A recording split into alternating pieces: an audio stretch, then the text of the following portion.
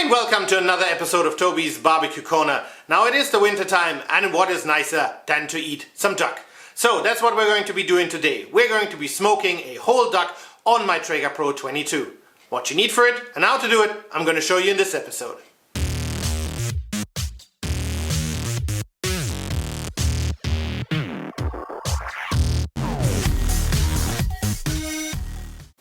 Right, and this is what we need for today. Now this is a lovely duck. As you can see, it's a whole duck. I've already started cutting off some bits, for example the back part of it, as well as some of the neck, which we don't need.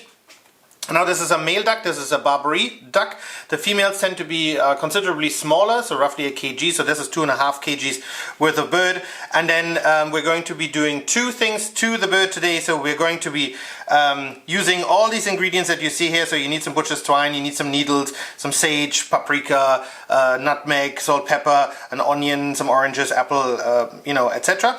And we're going to be doing a glaze, mainly consistent of maple leaf syrup, as well as some balsamic vinegar, but I'm going to show you how to do that next. Now what I've done as well is I took it out of the packaging, patted it dry, and then I put it back in the fridge just to draw out a little bit of that moisture, because obviously we want to try and get that skin as crispy as possible.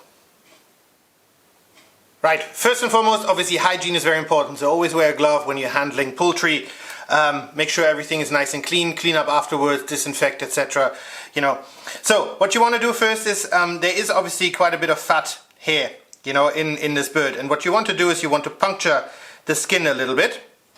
So take a fine needle, or those picks where you can have your corn on, and just puncture the skin every centimeter or every half inch, something like that. It will help rendering it out. Don't go too deep. You don't necessarily want to puncture into the flesh. I mean, it might happen, not a big deal, but you can see obviously where the majority of the fat sits, and then obviously in the thighs you want it as well. Make sure that you get that done, and obviously as we're going to be smoking it on both sides, because it's just going to sit there, we want to puncture the back of it as well. Now this came with the wings this way, so I didn't actually cut that off. If if the whole wing is still on there, I would suggest that you want to cut them off, simply because you won't be able to eat it, and it's just in the way and it doesn't help. So in that sense, I think it's easier to get it done that way. Now the thighs are particularly important, because especially like in this section, that's where a lot of the fat then just gets together and starts to almost like congregate. And then what you want to do is you want to take some of that sage, make sure that you season the cavity well as well.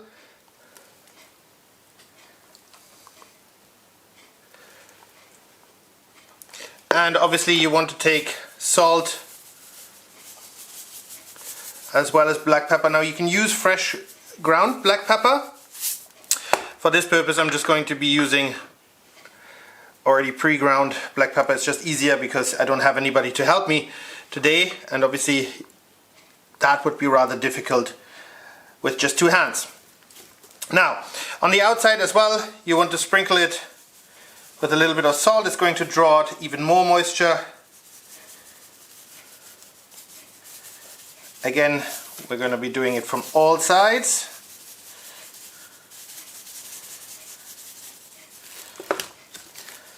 And then whenever you're done doing whatever you're doing, and you have a little bit of time until, let's say, the barbecue heats up, or until you're ready to cook, always put it back in the fridge, simply because poultry, you can't be careful enough. So we're going to sprinkle some black pepper on all sides as well.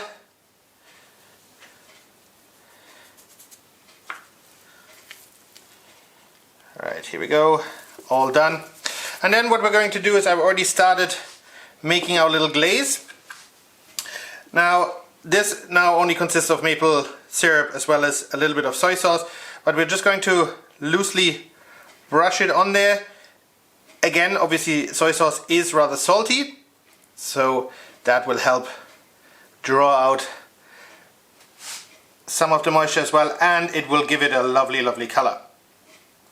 So make sure you kind of like dab it on there, not to take off the salt and the pepper that you just applied. But obviously you can always re-salt and re-pepper later on in the cooking process. You can never take out, you can always only add to it. Alright. Now that looks pretty already. Don't throw that away. We're going to be needing it later on as well. There we go. Everything nicely done. And a little bit here on the side. Now the bottom in that sense is not that important, simply because the majority of the smoke should hit the top of the bird. But let's just make sure that we get a good and even cover.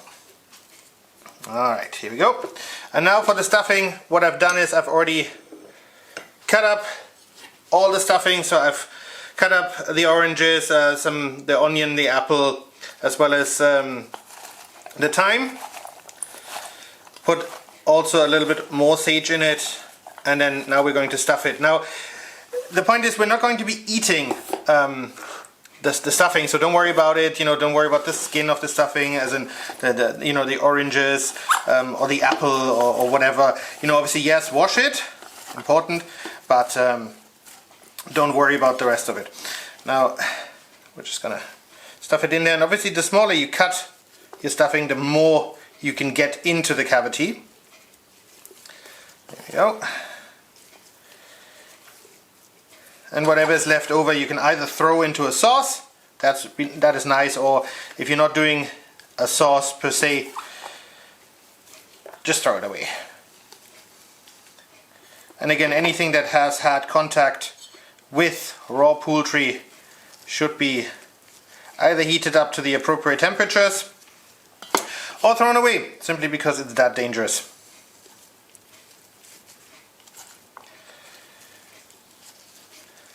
So in essence there was one onion, small kind of onion, about half an apple, and then 2 oranges that managed to disappear in the cavity.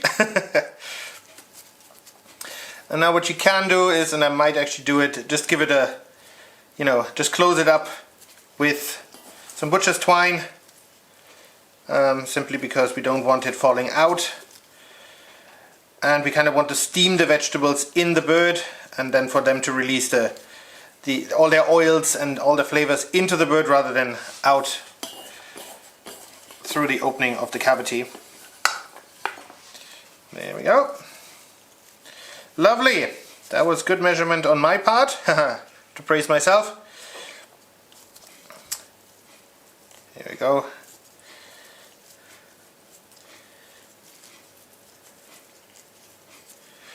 And then I'm going to close it up just a little bit with one of those needles. Now you can use that needle as well if you have some seasoning that you want to put into, let's say, a piece of meat. And we're not going to be particularly thorough because it doesn't go on anything, like a rotisserie or something, where you might have to make sure that it's really nicely closed. So we're just going to loosely close it. Right, and while talking, the battery died. Of course, it had to be that way. So just to show you real quick, so as I said, I didn't do it particularly thorough, but the cavity is closed. And now the bird is going to go back in the fridge, and we're going to take care of our glaze. Right, for the glaze, as you know, we already have the honey or the maple syrup in it, as well as a little bit of soy sauce. Now what I like to do is I add a little pinch of salt to it and pepper. So pepper, salt. And because obviously duck and oranges go really well together, we're going to be using the zest of an orange. Don't go too deep, because the deeper you go, the more bitter it will get. And obviously make sure that this is a bio orange, where you can actually eat the skin. And again, you can make as little or as much as you like, or depending on how much you need.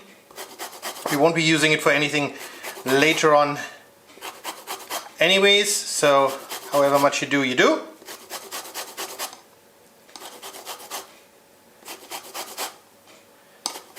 And duck à l'orange is really a stable French dish, so we're getting almost in like that French cuisine now, simply because obviously it's a French duck. We have oranges, so where else would we go?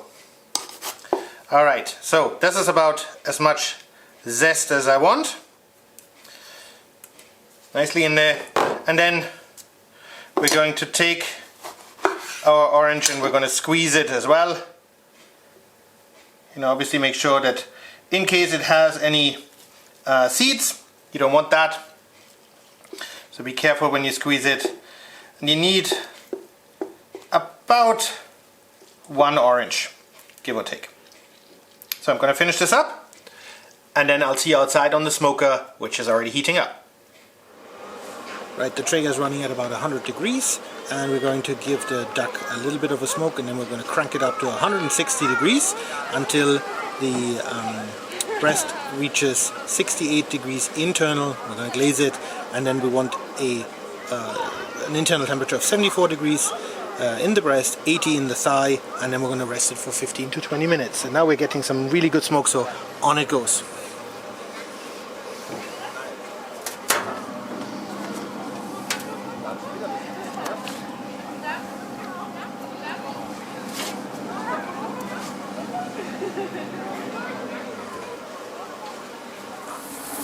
The meter has just announced that we've reached 64 degrees in the breast, so let's have a quick look. And I think that looks already absolutely fantastic, so we're gonna give it that glaze that I prepared.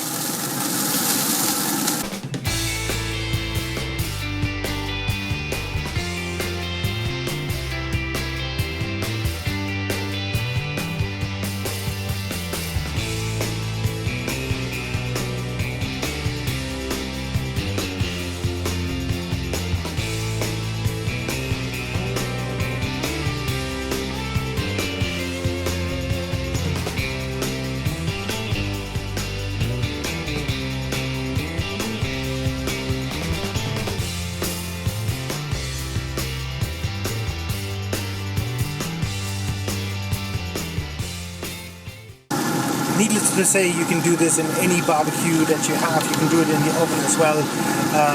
Now we're going to quickly check the internal temperature in the thigh.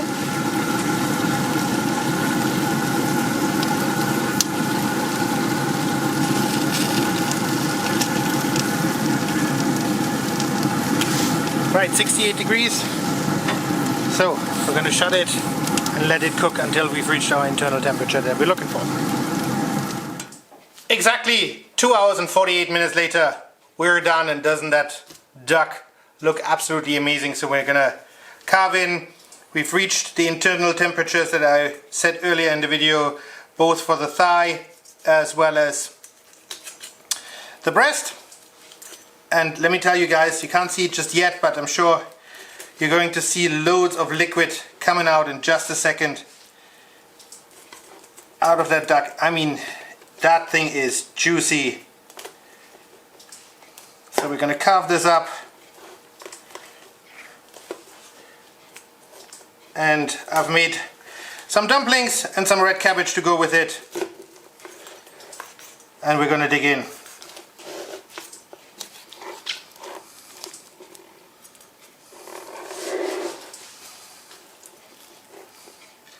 Absolutely fantastic.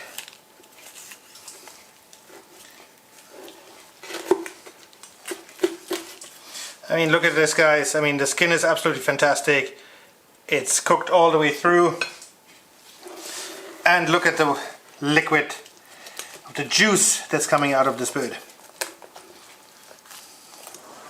Alright guys, that's it for today. Thanks for watching. I hope you enjoyed the video about the whole duck smoked on the Traeger Pro 22. Now, it was super delicious. The skin wasn't as crispy as I had wanted, but obviously, considering that there's no direct heat, that is rather difficult, but you could really taste the oranges, you could taste all the other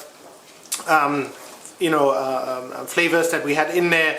We ate it with a couple of dumplings and red cabbage that I made. It was super delicious, it was super juicy. So all in all, it really worked out. Now, if you did enjoy the video, I would appreciate a comment and a thumbs up. Please head over to that subscribe button for more great videos to come, and I hope to see you soon again at Toby's Barbecue Corner.